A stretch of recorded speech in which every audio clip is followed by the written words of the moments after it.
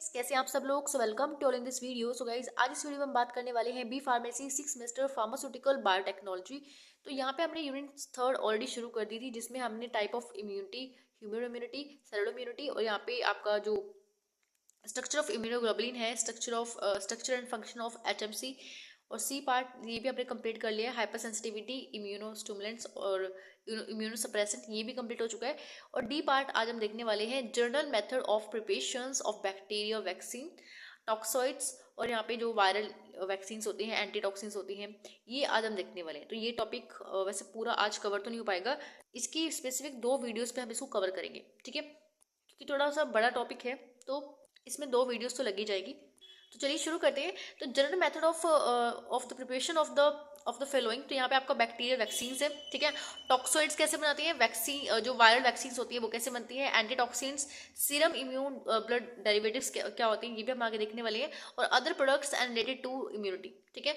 तो सबसे पहले हम देखने वाले हैं, देखो इस वीडियो में हम बैक्टीरियल वैक्सीन्स, टॉक्सोइड और वायरल एंड वैक्सीन्स हम देखने वाले हैं, ठीक है। तो इन टॉपिक को एक पार्ट में कंप्लीट करेंगे और जो 3 टॉपिक बचेंगे इसको हम सेकंड पार्ट में देखने वाले हैं।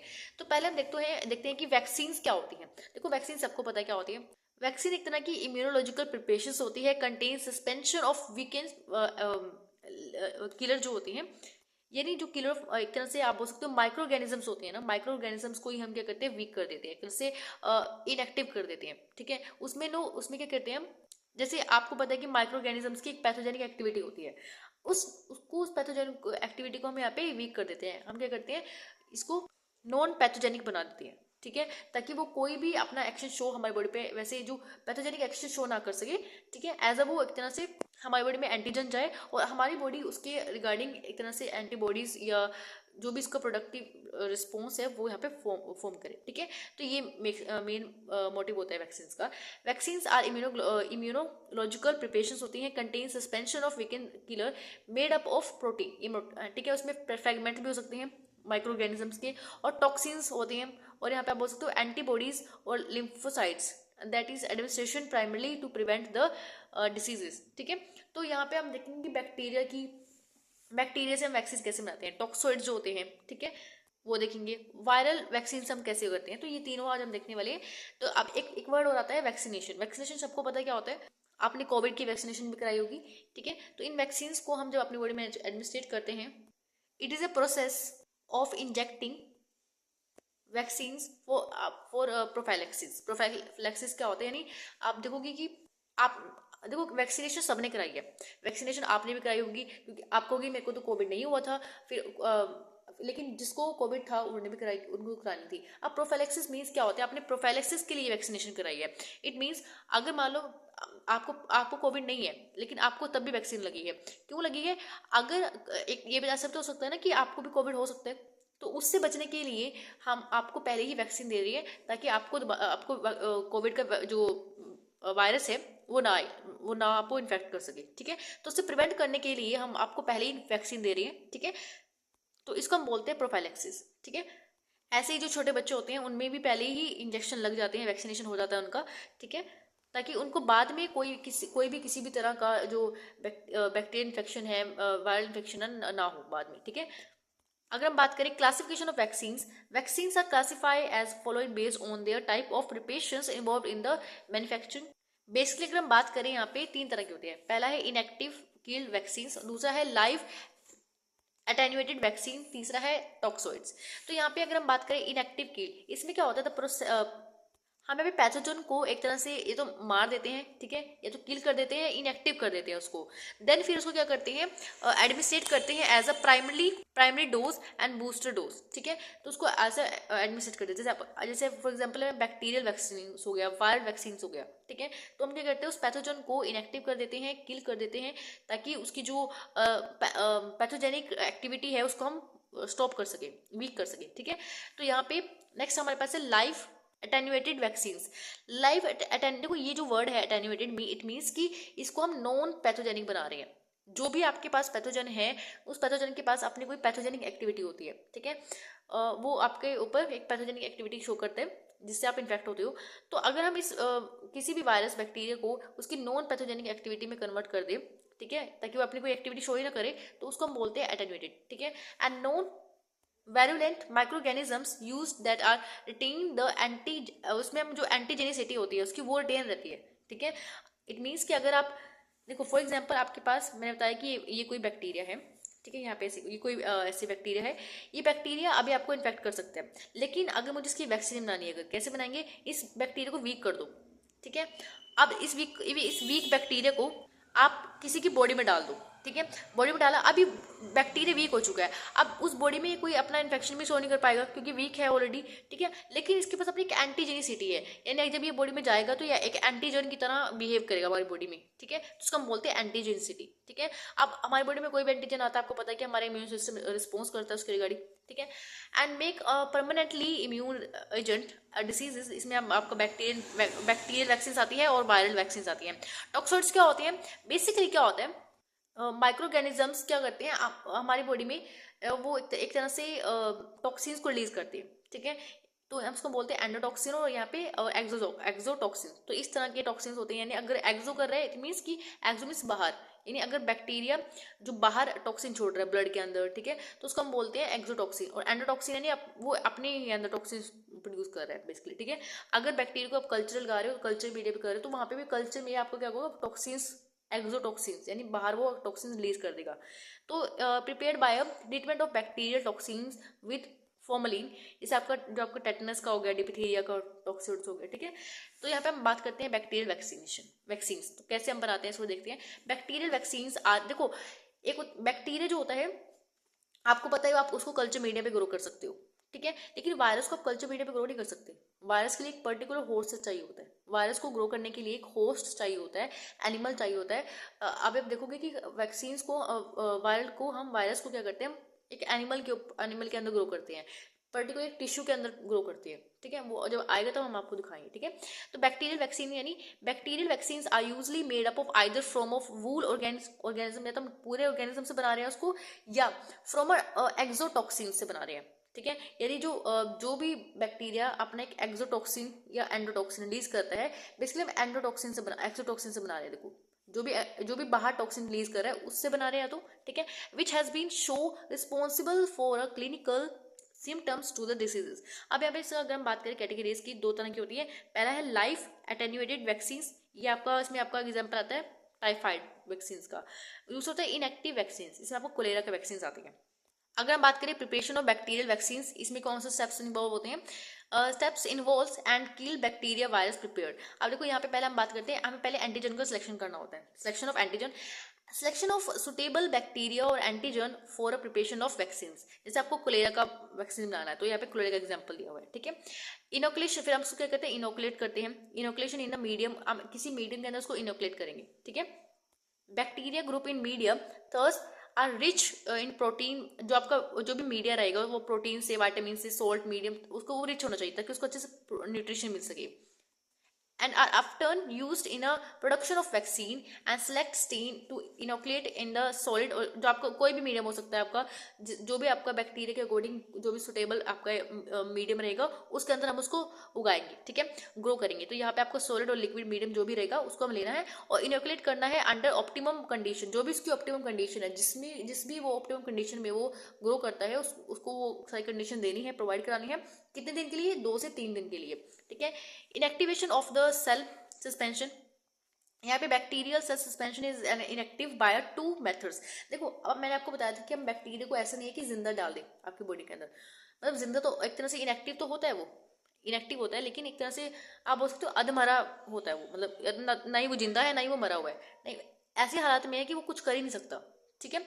तो इस तरह से हम बैक्टीरिया को आपकी बॉडी में डालते हैं वैक्सीन की फॉर्म में। तो यहाँ पे हम कैसे उसको किल कर रहे हैं, कैसे आप बोल सकते हो इनएक्टिव कर रहे हो, 2 मेथड से कर सकते हैं। पहला है हीट मेथड से, यानी उसको एक तरह से उबाल दो, ठीक है। जब हम किसी को 56 डिग्री सेल्सियस पे आप गर्म करते हैं, हीट करते हैं, आप सपोज करो आप अपनी बॉडी देखो, जब आपकी बॉडी पे कोई हीट लगती है, ठीक है, तो आप एकदम से पीछे कर लेते हो हाथ, या मतलब जब हम बैक्टीरिया को 56 डिग्री सेल्सियस पे हीट करते हैं तो क्या होगा, 2 घंटे के लिए हीट कर रहे हैं, देखो 2 घंटे के लिए बैक्टीरिया को 56 डिग्री सेल्सियस पे हीट करने के बाद क्या होगा, इनएक्टिव हो जाएगा वो, ठीक है। उसके बाद ये तो एक हो गया, ठीक है। और एक दूसरा मेथड क्या होता है, केमिकल के थ्रू कर दो, 5% क्या कर दो, फॉर्मलिन जो है ये डाल दो उसके ऊपर, क्या होगा, वो इनएक्टिव हो जाएगा। ठीक है, नेक्स्ट फिर उसको स्टैंडर्डाइजेशन करते हैं। स्टैंडर्डाइजेशन करने के लिए आपको क्या करना है, preparation of the standardisation by different methods using helper cells and cytometric methods. उसके बाद हम फॉर्मुलेशन कर देते हैं उसकी। And the standardisation cell suspensions is formulated in a final vaccines by incorporating some other method. देखो ऐसा नहीं है कि वैक्सीन एक दिन में हम बना लेंगे। ठीक है, आपको पता है कि वैक्सीन बनाने में बहुत टाइम लगता है। उसके बाद फिर जो भी क्लिनिकल के आपको पता है क्लिनिकल ट्रायल्स चलते हैं। ठीक है, क्लिनिकल ट्रायल में कितने फेजेस होते हैं, 1 2 3 4 4 फेजेस बेसिकली होते हैं। तो सारे मेथड्स को यानी पूरे मतलब जो भी उसका प्रोसीजर रहता है वो सारी चीज़ों को फॉलो करके आती है। तभी कोविड वैक्सीन में आने में इतना टाइम लगा है। ठीक है, हमने रातों रात वैक्सीन को नहीं बना लिया। वैक्सीन को बनाने के लिए उसको, अगर वैक्सीन बन भी जाती है ना, उसके बाद उसके जो ट्रायल्स होते हैं, ठीक है, क्लिनिकल ट्रायल एनिमल के ऊपर ट्रायल करते हैं, फिर उसके बाद क्लिनिकल ट्रायल पे वो आती है। ठीक है, तो उसके काफ़ी ज़्यादा फेजेस रहते हैं। तो ये सारे फेजेस इसके अंदर इंक्लूड है। ठीक है, नेक्स्ट हमारा आता है टॉक्सोइड्स। अब टॉक्सोइड्स आप देखो सिंपल क्या होता है।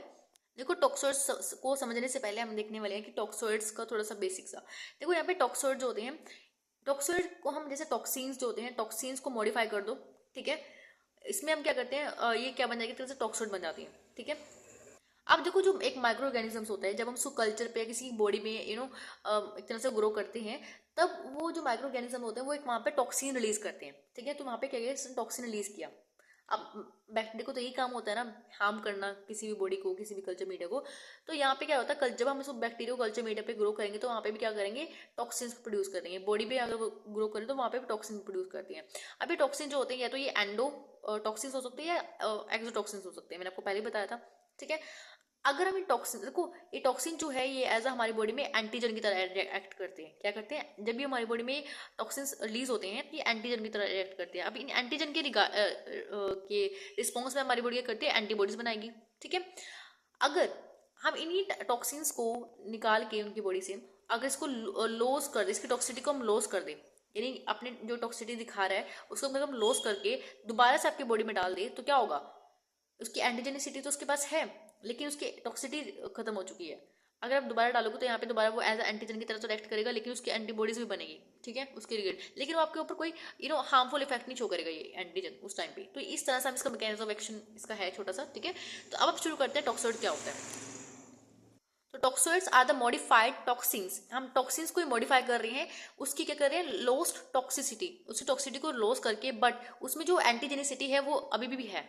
ठीक है, यानी वो एंटीजन की तरह रिएक्ट ही करेगा आपकी बॉडी में। And their toxicity is removed by the application of, देखो इसकी टॉक्सिसिटी कैसे रिमूव कर रही है, या तो उसको मैंने पहले बताया था कि 56 डिग्री सेल्सियस में उसको हीट कर दो, तो क्या होगा, वो एक तरह से अधमरा हो जाएगा। ठीक है, या तो उसको केमिकल से ट्रीट कर दो, फॉर्मलिन से। ठीक है, 0.5 फॉर्मलिन उसको डाल दो उसके ऊपर, फिर वो खत्म, मतलब। ठीक है, उसके बाद इसका एग्जाम्पल है टेटनस टॉक्सोइड हो गए। ठीक है, डिप्थीरिया के टॉक्सोइड हो गए। ठीक है, अब देखो यहाँ पे हम टॉक्सिन्स आर फॉलोइंग टाइप्स, इसके कुछ अलग टाइप्स होते हैं। जैसे आपका पहला है फॉर्मल टॉक्सोइड्स होते हैं, एफटीज को हम बोलते हैं। फॉर्मल एंटीटॉक्सिन फ्लोक्यूल्स होते हैं। तीसरा हमारे पास है एलम प्रिसिपिटेटेड टॉक्सोइड्स होते हैं। चौथा हमारे पास है purified toxoid alum aluminium phosphate. ठीक है, जिसको हम पीटीएपी बोलते हैं, पीटीएपी बोल रहे हैं। ठीक है, फिफ्थ हमारे पास है प्योरीफाइड टॉक्सोइड एल्यूमिनियम हाइड्रोक्साइड। ठीक है, तो पहले हम देखते हैं फॉर्मल टॉक्सोइड्स क्या होते हैं। फॉर्मल टॉक्सोइड्स बेसिकली हम बात करें, this type of toxoid prepared by 0.5 formaldehyde into a toxins. ठीक है, ये जो फॉर्मल टॉक्सोइड है ये किससे प्रिपेयर किए जाते हैं, 0.5 फॉर्मल्डिहाइड से इनटू अ टॉक्सिन। एंड इनको हम इंक्यूबेट करते हैं 30 डिग्री सेल्सियस पे कितने वीक्स के लिए, 2 से 3 वीक्स के लिए। And it is an excellent antigen but it is use to unpure. देखो ये एक तरह से अनप्योर्ड इस्तेमाल होता है, तो इससे यहाँ पे क्या होता है, सीवियर रिएक्शंस के चांसेस ज़्यादा होते हैं। ठीक है, नेक्स्ट हमारे पास है टॉक्सोइड एंटीटॉक्सोइड फ्लोक्यूल्स। अब यहाँ पे क्या चीज़ है, it is prepare by the 80 unit of the antitoxoid toxins. ठीक है, और यहाँ पे इसको मिक्स किया जाता है 100 यूनिट ऑफ टॉक्सिन्स के साथ। ठीक है, इन दोनों को मिक्स करके आफ्टर 3 वीक के बाद the floccules will be settle down, जो फ्लोक्यूल्स सब नीचे बैठ जाएंगे हैं। और यहाँ पे जो सस्पेंशन है, जो आपके जो सुपरनेटेड जो लिक्विड है, वो एक तरह से देखो फ्लोक्यूल नीचे बैठ गए, ऊपर क्या बचा, सुपरनेटेड फ्लूइड, ठीक है। और नीचे देखो, अब इसको हम यहाँ पे फिल्ट्रेशन नहीं करते। फिल्ट्रेशन क्यों नहीं करते? Because of the protein nature of the precipitate, जो आपका प्रोटीन का नेचर है वो यहाँ पे प्रेसिपिटेट हो जाता है, इसलिए हम उसको फिल्टर नहीं करते, ठीक है। एंड एक तरह से बोल सकते हो प्रोटीन डी नेचर हो जाता है, ठीक है। And the floccules are then wash, हम फ्लोक्यूल्स को वॉश करते हैं with saline solution. By decantation unit it become colourless, वो कलरलेस हो जाता है एंड उसको रिसस्पेंडेड करते थे सलाइन के अंदर, लेकिन उसकी जो बैक्टीरियासाइडल एक्टिविटी है वो फिर भी इसमें रहती है, ठीक है। अब नेक्स्ट हमारे पास है एलम प्रेसिपिटेटेड टॉक्सोइड। अब इसमें क्या होता है, the purified formal toxoid is जैसे आपने पढ़ा था ना एंजाइम, आपने एंजाइम और कैरियर्स के बारे में पढ़ा था, ठीक है। एंजाइम जो है वो कैरियर्स के ऊपर एड्जॉर्ब हो जाते हैं, ठीक है। इस तरह से वो कुछ इसमें होता है, ठीक है। And adsorbed into a mineral onto a mineral carrier such as a aluminium hydroxide और aluminium phosphate, हम यहाँ पे इस्तेमाल कर सकते हैं एज अ कैरियर, ठीक है। And this adsorbent toxins form a depot after the injection. देखो जो ये वाली एक तरह से जब हम इसको इंजेक्शन फॉर्म में देते हैं ना, तो यहाँ पे एक डिपोट फॉर्म कर देते हैं, ठीक है। यानी जब इंजेक्शन लगता है तो आपको लगेगा बहुत हार्ड से स्किन हो जाती है, ठीक है। And serve a better antigen, ठीक है। और यहाँ पे क्या होगा, antigenicity of the toxoid can be increase by absorbed on the mineral carrier, ठीक है। यानी जो इसकी एंटीजेनिसिटी है, अगर हम इसको जब हम मिनरल कैरियर्स का इस्तेमाल करते हैं ना, तो इसकी एंटीजेनिसिटी यहाँ पे और इंक्रीज कर सकते हैं हम। और alum precipitate toxoids produce such as a highly antibodies level their formal the toxoids and toxoid antitoxins floccules and sometime the adult and children may be show local hypersensitivity reactions to the carrier, ठीक है। हाँ, यहाँ पे क्या देखने को मिलता है, जो एडल्ट्स और जो चिल्ड्रंस होती हैं उसमें कई बार हाइपर सेंसिटिविटी रिएक्शन देखने को मिलता है, ठीक है। नेक्स्ट हमारे पास आता है प्यूरिफाइड टॉक्सोइड एल्यूमिनियम फोस्फेट। अब इसमें देखो it is a more pure as compare to the alum precipitate toxoid, ठीक है। तो यहाँ पे अगर हम बात करें एलम प्रेसिपिटेट टॉक्सोइड्स की, तो इससे ज़्यादा प्योर होता है ये, ठीक है। And this can be achieved by a stain as grow in the semi synthetic medium and magnesium hydroxide aluminium sulphate and यहाँ पे जो कैडमियम जो क्लोराइड है are use to purify the toxoids by the precipitating protein phosphate removal of colour of the suspension and here aluminium phosphate can be used as a mineral carrier, ठीक है। Next हमारे पास है जो last अगर बोल सकते हैं प्योरीफाइड टॉक्सोइड एल्यूमिनियम हाइड्रोक्साइड। इसमें क्या होता है, this preparation is similar as a like purified toxoid aluminium. ये मतलब सिमिलर होती है किसके, टॉक्सोइड की, प्योरीफाइड टॉक्सोइड एल्यूमिनियम फोस्फेट की सिमिलर होती है, in which the aluminium phosphate is replaced by aluminium hydroxide. देखो इसमें एल्यूमिनियम जो एल्यूमिनियम फोस्फेट है, हम यहाँ पे एल्यूमिनियम फोस्फेट इस्तेमाल कर रहे थे ना, एल्यूमिनियम फोस्फेट के अलावा हम यहाँ पे क्या करें, aluminium hydroxide as a mineral carrier इस्तेमाल करें। वैसे सारा सेम रहेगा प्रोसीजर, ठीक है। अब देखो यहाँ पे मैंने एक एग्जांपल के थ्रू आपको ये पूरे स्टेप्स को बताने की कोशिश की है। यहाँ पे हमने टेटनस टॉक्सोइड का एग्जांपल लिया है, ठीक है। वैसे अगर आपको उसको पढ़ना है तो पढ़ लेना, ठीक है। मैं आपको इसको नोट में पीडीएफ फॉर्म में मतलब जब पीडीएफ डालूंगी तो वहाँ पे मैं इसको डाल दूँगी, शो कर दूँगी, ठीक है। जब इसको पढ़ो तो आपको ईजी लगेगा, ज़्यादा मुश्किल नहीं है, आपको ईजी समझ आ जाएगा, लैंग्वेज बड़ी ईजी है। अगर अभी आप इसको पढ़ना चाहते हो, मैंने अभी ऐसे शो कर दिया, तो एक बार इसको स्क्रीनशॉट लेके आप इसको पढ़ सकते हो, ठीक है। और ये इसका लास्ट है, ठीक है। आप इसको अभी पढ़ सकते हो, वैसे ज़्यादा मुश्किल नहीं है। देखो कराने को तो मैं करा भी देती, क्योंकि अभी मेरे पास ज़्यादा टाइम भी नहीं है, तो इसलिए मेरे को आगे का जो टॉपिक है वो भी क्लियर, वो भी मतलब करने हैं फटाफट, तो पीछे रह जाएंगे। तो ये आप कर सकते हो, ईजी है, एक बार देख लो उसको। सो नेक्स्ट हमारे पास है वायरल वैक्सीन्स। अब मैंने आपको पहले बताया था कि वायरल वैक्सीन्स को हम ऐसे ही अपने ग्रो नहीं कर सकते कल्चर मीडिया के अंदर। ये कल्चर मीडिया के अंदर ग्रो नहीं होती कभी भी, क्योंकि वायरस क्या होता है, वायरस एक तरह का इसको हम किसी एनिमल, लिविंग एनिमल के ऊपर, या एक फर्टाइल एग होता है, ठीक है, जो हैंड चिकन्स होते हैं उसमें हम जो हैंड के जो एग्स होते हैं उसमें हम इसको ग्रो कर सकते हैं। टिश्यू कल्चर में इसको इस्तेमाल ग्रो कर सकते हैं। टिश्यू को हम कल्चर में लेकर तब उसमें ग्रो कर सकते हैं, क्योंकि इस वायरस को जिंदा रहने के लिए आप बोल सकते हो, अब ग्रो करने के लिए एक होस्ट की जरूरत होती है। इसके पास खुद का कोई मटेरियल नहीं होता, मतलब इसके पास खुद का एक कोई एंजाइम नहीं होते जिससे वो अपनी न्यूक्लियस प्रोटीन बना सके। तो इसको होस्ट के ऊपर डिपेंड रहना पड़ता है। तो इस वजह से हम इसको लिविंग और एनिमल्स में अंदर ग्रो करते हैं, ठीक है। तो अब वायरस आपको पता क्या था, इतना कुछ बताने की जरूरत नहीं है वायरस के बारे में, क्योंकि कोविड आपने देख लिया ऑलरेडी, ठीक है। तो यहाँ पे they are cause infection diseases in human animals and plant. ये आपके ऐसा नहीं कि ह्यूमंस में करता है, एनिमल्स में करता है, ये ऑफकोर्स ये बैक्टीरिया के अंदर भी ये वहाँ पे बैक्टीरिया के अंदर भी इन्फेक्ट करता है, बैक्टीरिया को भी इन्फेक्ट करता है ये, ठीक है। प्लांट को इन्फेक्ट करता है, एनिमल्स को इन्फेक्ट करता है, ठीक ठीक है, और ह्यूमंस को तो करता ही है। And some common viral infection, जैसे आपका इन्फ्लुएंजा हो गया, कॉमन कोल्ड हो गया, ठीक है, ये आपने कोलॉजी में पढ़ा भी होगा, ठीक है। Viral vaccine are prepared using the free living animals fertile eggs, और यहाँ पे जो आपका टिश्यू कल्चर है उसमें हम इसको ग्रो करते हैं। And the virus are grow on the, देखो ये जो लेयर है ना, मेम्ब्रेन जो है, ये कोरियो एलेंटोइक जो मेम्ब्रेन है, ये एक तरह से ना एक एग के अंदर एक मेम्ब्रेन होती है, जिसको मैं अभी एग पूरा दिखाने वाली हूँ आपको। उसके अंदर ये मेम्ब्रेन होती है, उसके अंदर काफी सारी तरह की मेम्ब्रेन होती है। उस मेम्ब्रेन में हम क्या करते हैं, इस वायरस को जैसे कोई भी पर्टिकुलर वायरस जो होता है उसको वहाँ पे इनक्यूबेट करते हैं, ठीक है, वहाँ पे वो वायरस ग्रो करता है, तो वहाँ पे हम एक्टिविटी चेक करते हैं फिर उसकी, ठीक है। अब यहाँ पे कुछ प्रिपरेशंस क्या है, प्रिपरेशंस ऑफ वायरल वैक्सीन्स 3 तरह के मेथड से करते हैं। पहला हमारे पास है cultivation of the virus using free living animals, दूसरा है फर्टाइल एग्स, और तीसरा हमारे पास है टिश्यू कल्चर। तो पहला हम देखते हैं कि लिविंग एनिमल्स में हम कैसे इसको ग्रो कर सकते हैं। अब देखो यहाँ पे पहले हम क्या करते हैं, preparation of virus culture for metric stocks. जब हम ये सब करने से पहले हम थोड़ा सा स्टॉक तैयार करते हैं, जिसको यहाँ पे इसमें हम बेसिकली काफ़ी चीज़ें चेक करते हैं। जैसे वायरस जो है, वायरस देखो आपको पता है कि वायरस एक तरह से एक इन्फेक्टेड सेल्स को इन्फेक्ट करता है, हो सेल को इन्फेक्ट करता है, तो हमें पहले वो हमारे पास वायरस होना चाहिए, ठीक है। तो पहले हम उसको क्या करते हैं, एनिमल के अंदर तभी तो ग्रो कराएंगे, पहले हमारे पास एक स्टॉक हमें तैयार करना होता है। तो स्टॉक में हमारे पास एक वायरस होता है, वायरस एक किसी भी पर्टिकुलर इन्फेक्टेड सेल्स के अंदर होते हैं। तो पहले हम चेक क्या क्या चीज़ें चेक करनी होती है।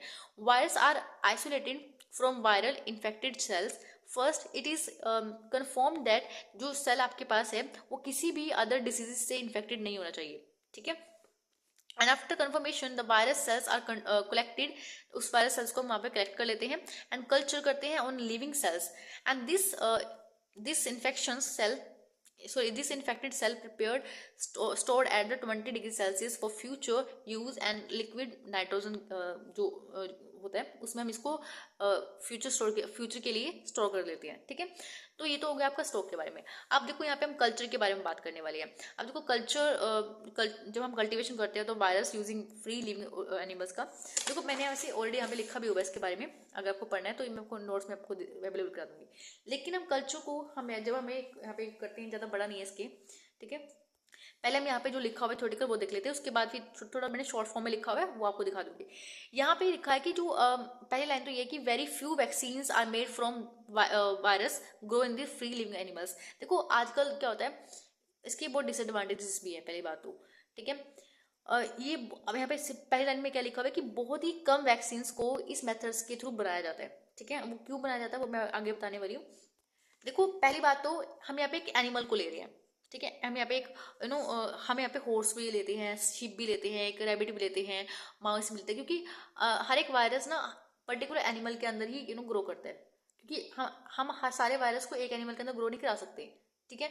क्योंकि कई वायरस ऐसे होते हैं कि माइस के अंदर ग्रो करते हैं, कुछ वायरस होते हैं जो शिप के अंदर ग्रो करते हैं, कुछ वायरस ऐसे होते हैं कि जो रैबिट के अंदर ग्रो कर रहे हैं, ठीक है। और आपको पता है कि जो एड्स का वायरस होता है ना, एड्स का वायरस इतना टिपिकल होता है, इतना ग्रो करना इतना मुश्किल होता है, वो किसी भी एनिमल में ग्रो नहीं करता, वो सीधा ह्यूमन में ही ग्रो करता है, ह्यूमन बींग्स में ही ग्रो करता है। तो इसलिए हम इसकी स्टडीज को थोड़ा स्लो मोड पे अभी है, ठीक है। क्योंकि हम इसको ह्यूमन में ग्रो करवा पाएंगे, अब ह्यूमंस में थोड़ा ग्रो करेंगे हम एड्स वायरस को, वो भी टेस्टिंग के लिए, अपनी रिसर्च के लिए। तो ये डिफिकल्ट है यहाँ पे थोड़ा एड्स के रिगार्डिंग, तो एड्स का थोड़ा सा कॉम्प्लिकेटेड है।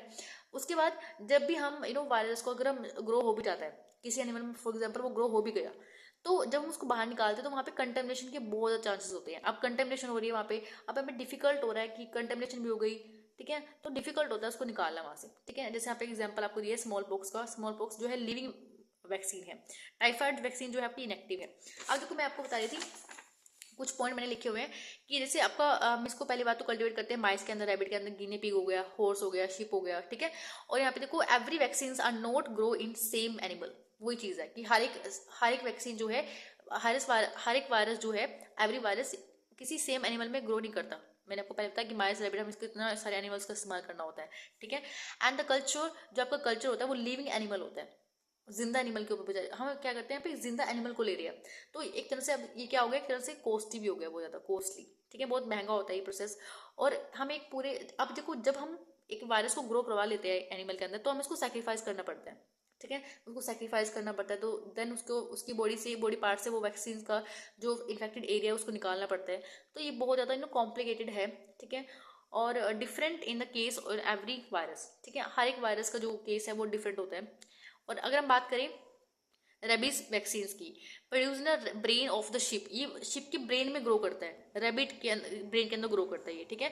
देन उसको हम सेक्रीफाइस करना पड़ता है एनिमल को, मैंने आपको बताया, ठीक है। अब देखो HIV का वायरस मैंने आपको बताया था कि HIV जो होता है, HIV जो वायरस होता है जो एड्स के लिए रिस्पॉन्सिबल होता है, ये किसी भी पर्टिकुलर एनिमल के अंदर ग्रो नहीं करता। ये चैंपियन जो होते हैं ना, चैंपियन जो होते हैं, ठीक है, उनके अंदर भी ग्रो नहीं करता ये।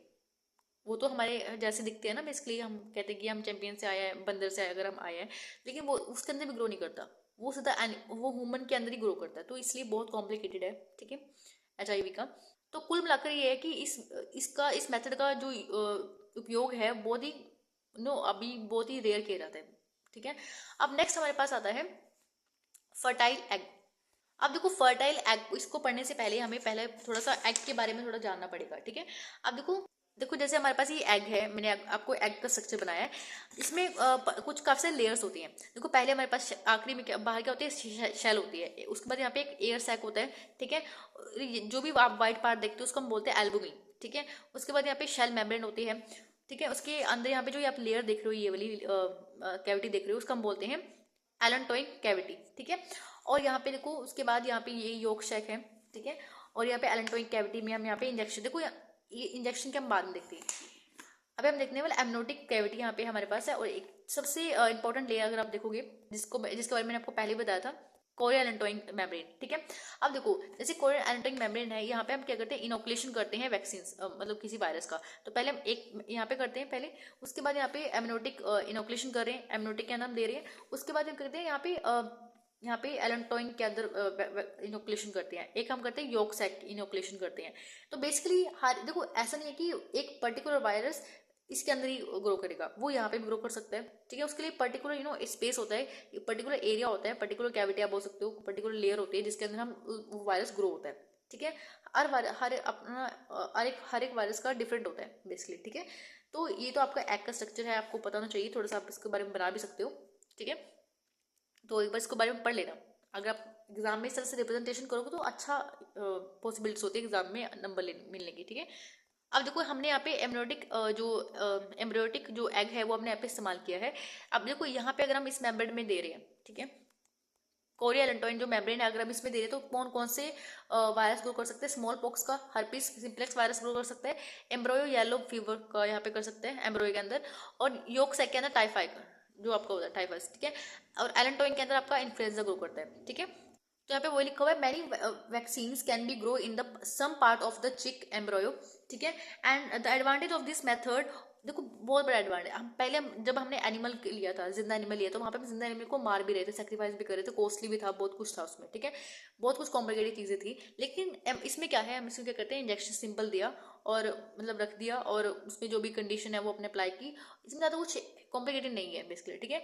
ये बहुत ही इसका एडवांटेजेस क्या है, this method over use and free living animals include हम इसमें कर रहे हैं। लिविंग एनिमल भी है, लेकिन क्या है, एक तरह से हम उसको कॉम्प्लिकेटेड नहीं है उसमें संभालना, ठीक है। नेक्स्ट है it is much easier to keep the product free from the contamination. Microorganisms at the age of the embryo can't produce the antiviral antibodies and which might be affect the yield, ठीक है। अब देखो ये line बड़ी important है। जो आपका जो एम्ब्रोयो होता है ना, एम्ब्रोयो वो इनिशियल स्टेज पे आप बोल सकते हो, जो मतलब एक तरह से जब वो छोटा होता है, एम्ब्रोयो जब होता है वो, तो वो एंटीवायरल एंटीबॉडीज प्रोड्यूस नहीं करता। इससे क्या होगा, हमारे पास अच्छी यील्ड यहाँ पे हमारे पास हम कलेक्ट कर सकते हैं वायरस की, ठीक है। नेक्स्ट और जो हमारा लास्ट ये बचता है वो है tissue culture method. Tissue culture method जो है is a very effective method, बहुत ही आसान इसने बना दिया है हमारा। इसमें हम एक एग्जांपल पढ़ेंगे हेला सेल का, ठीक है। बहुत ही इंपॉर्टेंट हेला सेल है। तो हेला सेल है क्या, ये इसके बारे में हम थोड़ा हिस्ट्री भी जानेंगे, ठीक है, बहुत ही इंटरेस्टिंग है। देखो पहले हम थोड़ा इसका रफली देख लेते हैं। तो यहाँ पे हम टिश्यू कल्चर के बारे में बात कर रहे हैं। In vitro techniques the cell culture consist of cell grow in the culture media in a lab. देखो इन टिश्यू कल्चर में क्या कर रहे हैं, हमने क्या किया, किसी एनिमल का टिश्यू लिया, जिस भी एनिमल के टिश्यू में वो वायरस ग्रो करता है, तो हमने उसको बाहर निकाल लिया, ठीक है। अब उस टिश्यू को हमने यहाँ पे पूरा न्यूट्रिशन देके उसको पूरा ग्रो कराया, ठीक है। अब हम क्या करें, इसमें टिश्यू हमारे पास आ गया, टिश्यू भी है और वैक्स, अब उस वायरस को हम उस टिश्यू में ग्रो करवा रहे हैं, ठीक है। अब इसका मेन चीज क्या है, ये इन विट्रो है, ठीक है, यानी हम इसको लैब में ग्रो करा सकते हैं, हम किसी एनिमल पे ग्रो नहीं करा रहे हैं, इसका बहुत ही ईजी बना दिया इस टेक्निक ने। और यहाँ पे हम लैब के अंदर इसको कर सकते हैं और किसी एनिमल को सैक्रिफाइस नहीं करना पड़ रहा, ठीक है।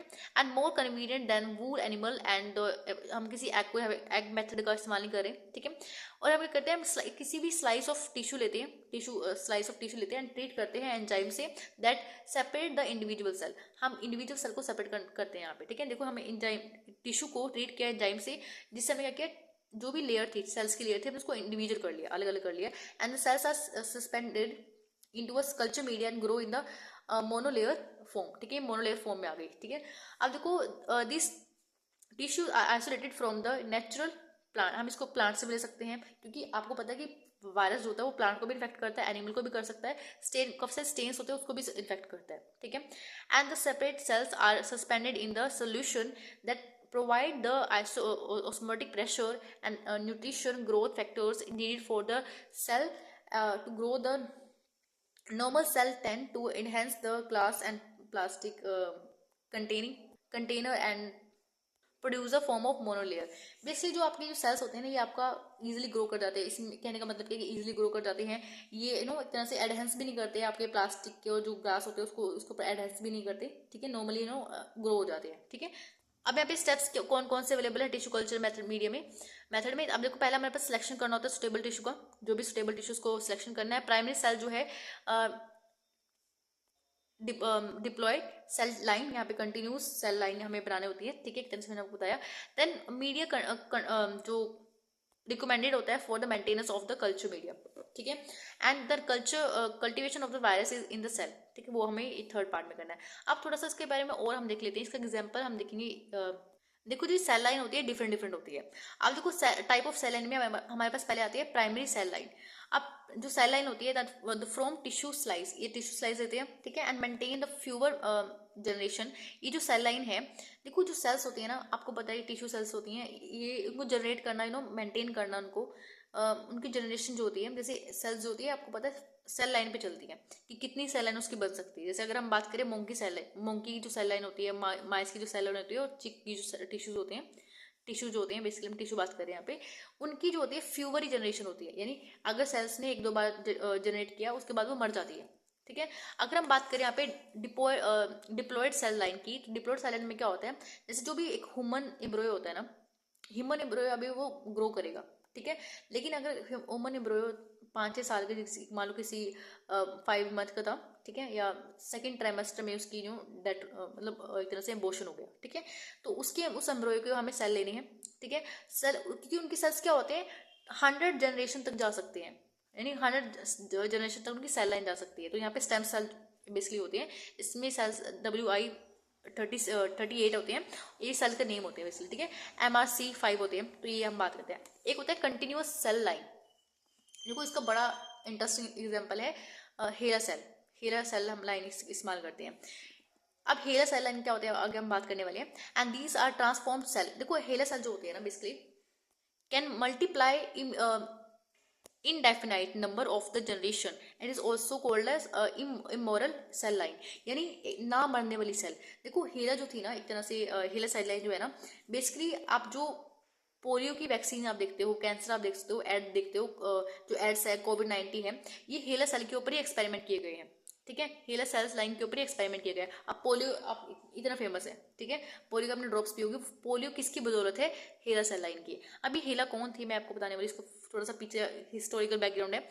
ये एक तरह से अगर आप बात करें हेला थोड़ी फुल फॉर्म कैसे आएगी, इसका जो एक लेडीज थी, एक तरह से आप बोल सकते हो पेशेंट थी, हेनरेटा लेक्स इसका नाम था, हेनरेटा लेक्स जो है इसका नाम था। तो यहाँ पे जो ये एच जो है और एल है, तो इससे रिप्रेजेंट किया गया हेला, ठीक है, एच और एल जो ये है, ये यहाँ से बना है हेला। ये पेशेंट थी, इनको एक बार क्या हुआ कि कैंसर हुआ, सर्विक्स का कैंसर हुआ, ये इनको लगा कि मेरे एब्डोमेन में पेन हो रहा है, तो डॉक्टर के पास जाती हैं। तो डॉक्टर वहाँ पे उस टाइम पे क्या करते हैं, उनको पता नहीं चलता कि कौन सा कैंसर है, पहले उनको कुछ और कैंसर बताया जाता है, फिर दूसरा कैंसर उनको पता नहीं, मतलब मेन बात क्या है कि बाद में पता चलता है कि वो कैंसर है, सर्विक्स का कैंसर है, तो और वो कैंसर जो है वो भयानक है। तो एक बात क्या हुआ कि जब उनका सर्विक्स कैंसर था, डिटेक्ट हुआ कि सर्विक्स कैंसर है, तो डॉक्टर्स ने, आपको पता है, डॉक्टर्स वहाँ से उसको सर्विक्स कैंसर उसने एक बार रिमूव कर दिया, ठीक है, कैंसर का ऑपरेशन करके उनको एक बार रिमूव कर दिया। देन जब डॉक्टर थे उन्होंने उसमें से जब टेस्टिंग करते हैं, ऑब्वियसली बात है, जो कैंसर हम देखते हैं कि पैथोजेनिसिटी करते हैं, उसमें पैथोलॉजी लैब में लेके जाते हैं, देन उसको माइक्रोस्कोपी देखते हैं कि कैसे सेल जो है डिवाइड कर रहे हैं, कैसा है, ठीक है। तो वहाँ पे उनका जो ये हेनेटा लेक्स थी, पेशेंट जो थी, उनकी डेथ हो जाती है इसी कैंसर से 1 साल बाद डेथ हो जाती है उनकी, ठीक है। तो जब बाद में क्या हुआ कि डॉक्टर्स ने पता किया कि जो सेल्स थी, जो इनकी हेनेटा की सेल निकाली गई थी, उनकी 2 सेल्स बेसिकली, ऐसे बोलते हैं कि 2 सेल निकाली थी, ऐसे डॉक्टर्स ने, जैसे 2 सेल तो मतलब एक तरह से फालतू ही है, मतलब 2 सेल कैसे निकालोगे, काफी सारे सेल्स निकालोगे तो, ठीक है। बेसिकली ऐसे बोला जाता है कि 2 सेल थी तो 2 सेल उन डॉक्टर ने अपने पास रख ली थी, ठीक है। तो यहाँ पे उस सेल्स को फिर डॉक्टर ने ग्रो कराया। अब बात ये थी कि हेला की सेल इतनी जल्दी ग्रो कर रही थी, इतनी जल्दी ग्रो कर रही थी कि वो कुछ ही टाइम बाद वो एक पूरा इतनी सेल ग्रो कर रही थी कि कुछ टाइम बाद एक ह्यूमन की बॉडी बन सकती है, इतनी सेल उन्होंने ग्रो की। मतलब हेला की सेल इमोर्टल है इतने जल्दी, तभी तो उन्होंने एकदम से उनकी जो ऑपरेशन किया मतलब कैंसर का, और एकदम से क्या हुआ कि कुछ टाइम बाद फिर उनको कैंसर की प्रॉब्लम हो गई, क्योंकि वो इतनी जल्दी सर्विक्स की जो वो थी सेल्स थी, वो इतनी जल्दी ग्रो कर रही थी कि पूछो मत, ठीक है। तो आज भी उनकी जो सेल हैं, आज भी जो उनकी सेल लैब्स में इस्तेमाल होती हैं, ठीक है। हेला सेल लाइन के नाम से बहुत फेमस है वो, ठीक है। जितना भी हेला सेल के नाम से जितने भी, जैसे पोलियो वैक्सीन है, ये भी इसी सेल से आई है, ठीक है, इसी सेल की हेल्प से आई है। कैंसर भी इसी सेल की हेल्प से हम ट्रीट करते हैं, एड्स जो है इसी सेल की हेल्प से ट्रीट करते हैं, हेला सेल के। और कोविड-19 जो आपने वैक्सीनेशन ली है वो भी हेला सेल लाइन के ऊपर ही मतलब बनाई गई है, वो भी, ठीक है, उसकी हेल्प से बनाई गई है। अब बेसिकली बात क्या आती है कि कई बार मेन चीज क्या है कि एक 2-3 पॉइंट और भी इसके बड़े इंपॉर्टेंट है कि जो देखो हमारे जो सेल्स होते हैं, नॉर्मल हमारे सेल्स होते हैं, उसमें कितने क्रोमोसोम होते हैं, 46 क्रोमोसोम होते हैं। लेकिन जो हेला की सेल थी, ठीक है, यानी जो हेनेटा की जो सेल थी, इसमें कैंसर जो सेल थी, इसकी इसके पास कितने क्रोमोसोम थे, 76 से 80 क्रोमोसोम इसकी सेल पे थे, ठीक है, ये भी माना जाता है। तो वैसे 76, और हमारे बॉडी में कितने, हमारे सेल्स में कितने होते हैं, 46 क्रोमोसोम होते हैं, लेकिन हेला की सेल में 76 to 80 क्रोमोसोम यहाँ पे थे, ठीक है।